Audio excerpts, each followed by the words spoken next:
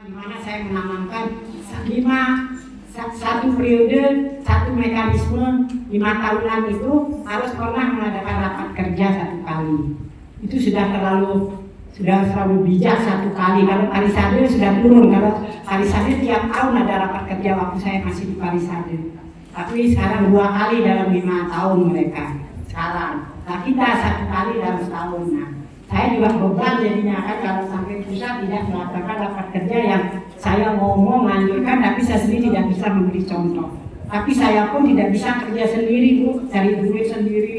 Walaupun mau saya kencang, tapi kalau tidak didukung sama semua yang merasa menjadi pengurus ataupun dia daerah setempat yang bisa mendukung, ya saya kira sulit untuk kita wujudkan, gitu ya.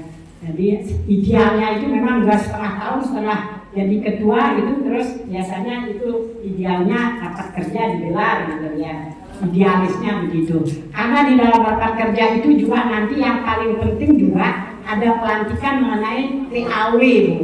Jadi nanti PAW itu sekarang siapa yang, karena di dalam anggaran dasar 3 bulan tidak aktif sudah harus kita tanyain dia, tidak langsung dipecat begitu, Bu. Tidak ada istilah. Memang kita ada seket digaji terus main pecat kayak Polwan itu kalau dia melanggar disiplin. Terus ini kita mesti 3 bulan, sebulan, 2 bulan kita panggil. Kenapa? Mungkin suaminya sakit, mungkin dia juga berbisnis, mungkin karena tantangan apa, kan banyak alasan. Nah, tapi 3 bulan kita tunggu. Kalau sampai 3 bulan tidak bisa memutuskan, ya kita terpaksa harus mengganti, karena kita juga banyak tugas-tugas yang harus, jangan cuma namanya orangnya tidak pernah nongol ya. Jadi kasihan temennya yang lain, jadi rangkap-rangkap kalau ditugaskan. Kemarin baru ditugaskan, besok ada undangan lagi di pusat. Undangan itu luar biasa. Nanti dia lagi kan kasihan kan. Harusnya kalau banyak yang bisa melaksanakan tugas berbagi gitu loh. Terutama melayani undangan-undangan dari luar. Jadi ibu-ibu sekalian, mungkin ibu-ibu rasanya saya ya di sini banyak yang saya tadi lihat masih muda-muda, mungkin banyak yang belum kenal saya ya. Sebaiknya mumpung masih ada waktu, sebaiknya makanya kalau tidak kenal tidak cinta ya, Bu. Jadi mungkin nanti karena saya tidak dikenal, bisa aja orang berpikir Bu Wikanti ini galak misalnya, Bu Wikanti tegas, Bu galak, tukang pecat misalnya, kan bisa saja ya. Yang negatif-negatif begitu ya, sehingga saya kalau di daerah saya lebih akrab, Bu ya, karena terus terang aja sering diundang gitu loh ya, merasa dia karena jarang melihat, dan saya tuntas kalau ngomong ke daerah gitu, benar-benar dari hati ke hati, tanya jawab, jadi benar-benar dia terbuka dan memang orangnya kritis-kritis kalau di daerah, Bu ya.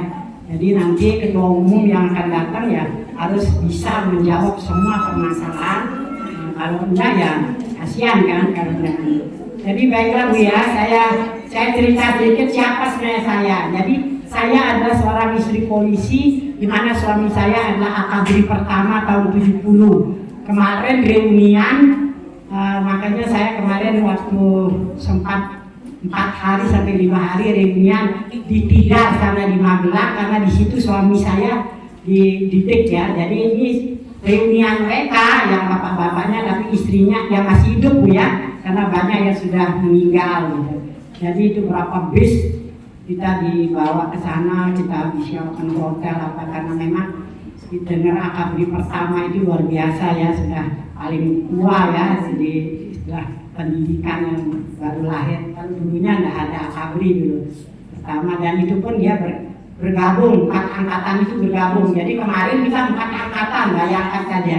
Jadi termasuk Pak Luhut itu 70. Jadi Bu Luhut belum datang, masih kan kita hadiah karena dia kan banyak duitnya ya. Jadi dialah sponsor kita yang paling kuat. Jadi waktu itu saya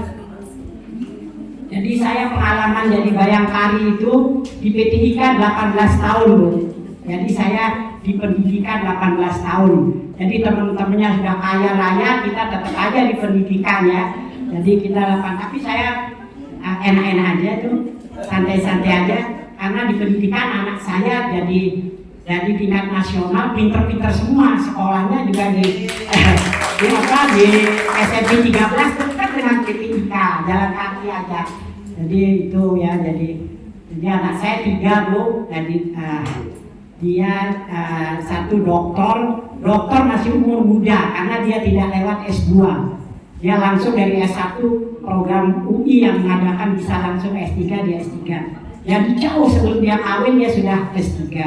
Terus yang kedua dokter, sekarang ada di Surabaya. Suaminya sudah profesor malah, dia dari ITS. Mantu saya itu di ITS ya.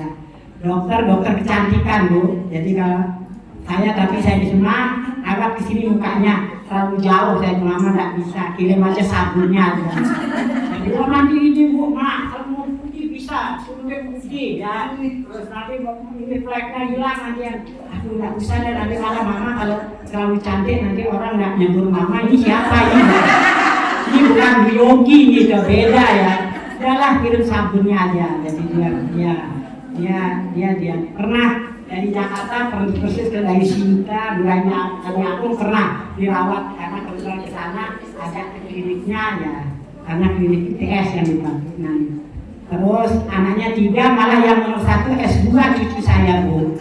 Jadi cucu saya S2, umur saya lahir tahun 50, jadi 75 umur saya Bu ya. Jadi kalau saya dikata tua ya, jadi tidak salah kalau orang mengatakan tua umurnya kok tua sekali gitu. Ya. Jadi memang 75, lahir tahun 50 ya. Jadi itu nomor 1 dosen UI Bu, ekonomi. Dan dia juga dosen juga, dia banyak jadi di dalam angkutan yang pemerintah punya itu dia pegang karena dia bawa bendera. Ya, dia membawa bendera UI. Jadi kalau semua BUMN atau perusahaan-perusahaan negara itu dia ya, karena dia ditunjuk untuk ngaudit anggarannya itu. Jadi dia jadi waktu dekan pernah, tapi dia nggak suka, dia nggak mau jabatan itu, aneh tuh anaknya. Mau ya. Jadi dia lebih baik bebas gitu ya, karena dia anak satu-satunya laki-laki ya.